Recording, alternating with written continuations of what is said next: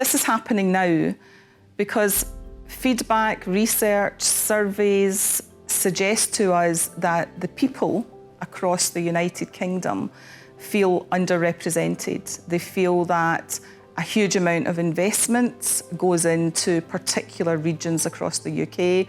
At the moment, we can be quite restricted to the roles and the departments that are available in the different regions. As we move towards rolling out more and more and more of the levelling up agenda, we will be able to create a flow of opportunities for everyone, as opposed to the few that happen to be located in the correct locations. Working for a civil service role and what these jobs will mean for development. Personally, I work for the civil service, and for me, having these job roles in Scotland means that this is just widens the market, the opportunities for me, for all my other colleagues. It means that we don't need to move to London for the same opportunities. So far, if you want the same career progression, you need to uplift, pack your suitcase and go down south. But now for everyone in Scotland, it means that there's going to be equality in the job market, and that is what we all have wanted for a very long time, and it's great it's happening now. This is good news for Scotland, because Scotland has, at an economic level, a huge amount of talent in the IT space, in the banking sector. If you wanted a role where you're working with ministers, where you're developing policy, where you're perhaps using, in some cases, what you've learned at university, you have to move further south. You have to, particularly in the past, you've had to move to the southeast.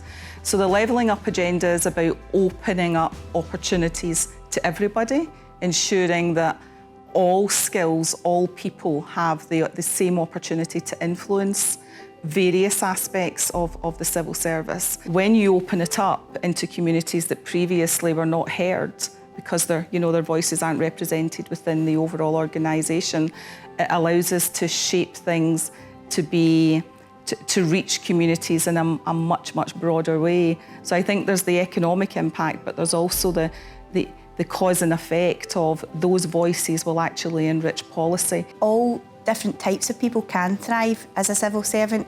In 20 years as a civil servant, I've came across many different characters, many different people, from very different cultures, different backgrounds, different age groups. What makes a good civil servant? I would say someone who wants to do the right thing. I think integrity and a passion for service delivery and a passion for ensuring that everything you do adds value, whether that be about value for money or whether that be about value of service for the public if you're in a public-facing role, or whether that be about thinking through the cause and effect of some of the policies that you're maybe designing and administering.